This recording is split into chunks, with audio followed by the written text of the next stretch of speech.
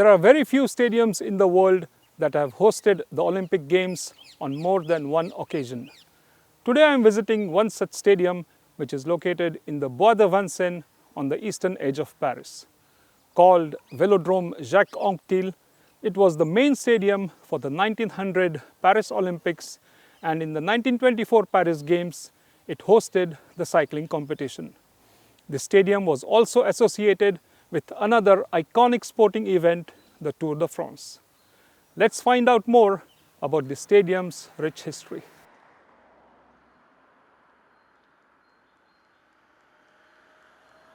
I am now joined by Fabien Archambault, who is a sports historian from the Panthéon-Sorbonne University. Thank you, Fabien, for your time. What is the significance of this venue and why were the two games held here? It's the first sporting venue that has been constructed by the French state and the city of Paris. It was for the Exposition Universelle, Universal Exhibition. Why is it in Vincennes?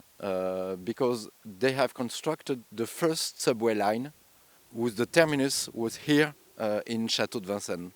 So it was a way to show the modernity of the city of Paris, because this stadium was constructed by Eiffel. The tribunes are in steel with the same techniques of the Eiffel Tower 10 years before. So that's why this stadium still exists. It's because it has been classified as a historic monument of France. It's a velodrome stadium. Cycling was the most popular sport at the end of the 19th century in France. Sport was not a very big thing. Just the great bourgeoisie and the aristocratic elite was playing sport. The only one that was a little bit popular was cycling. That's why the city of Paris, who was left-wing municipality, decides to build one sporting equipment, which was dedicated to cyclism. What were the features of the 1900 and 1924 Paris Games? In reality, the 1900 Olympic Games never occurred in Paris. There were some sporting events. It was the international concours of physical exercises and sport. But it was not Olympic Games. It's just for the Olympic Games of 1924 that the CIO and Coubertin decided to take one of the results of the international concours of 1900 and consider them as Olympic results. But the participants of the sporting events in the Universal Exhibition in Paris in 1900, they didn't know they were playing Olympics. The events was from the May to October. There was no national anthem, there was no Olympic medal. It was a big sporting event, very popular, with 60,000 of people who were playing things that we don't not consider like sport. Like near the stadium, there is pigeon racing. In the lake here, there was fishing event.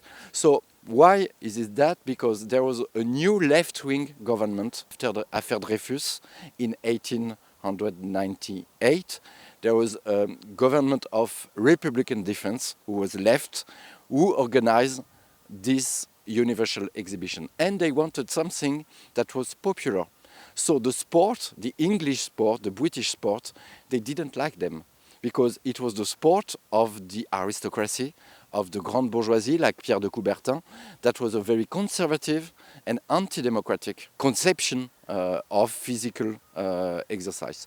So at the end here, there was cycling, because cycling was very popular. So there was 1 kilometer, 2 kilometers, 100 kilometers, 160 kilometers.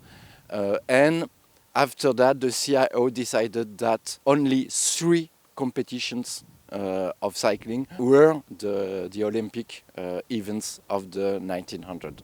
But in reality, it was not Olympics. There was also football, rugby, and cricket, but with 2 teams or 3 teams. And it was not very serious. At the end, it was a little bit away from the center of Paris. The big competitions of fencing, yachting, or tennis, it was on the west of Paris. The problem of Coubertin is that he wants to construct an Olympic legend. And before the Games of Stockholm in 1912, it was not Olympics. It was sporting exercise in international exhibition, like in Athens, in Paris, in London, in St. Louis. It was not a real Olympic Games. It's after that, in 1924, for the real Olympic Games of Paris, that he decided that the sporting exercises here were to be considered as Olympic events. And what was this stadium's association with the 1924 Games? At the end, in 1924, it was not the big stadium of the Paris Games, because the French state decided to construct an Olympic stadium that has been constructed in Colombes, in the west of Paris. So there is still this stadium, but it was just used for track cycling. But the big monuments, sporting monuments, was the Stadium of Colombes and the Pershing Stadium, that is 1 kilometer here on the east, that has been constructed by the US Army for the inter-war Allies games in 1919 after the First World War. And this historic venue has also been associated with another iconic sporting event, the Tour de France.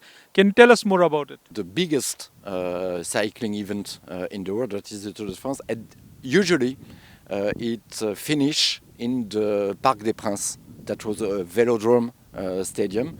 But between 1969 and 1974, the new Parc des Princes was built in the west of Paris.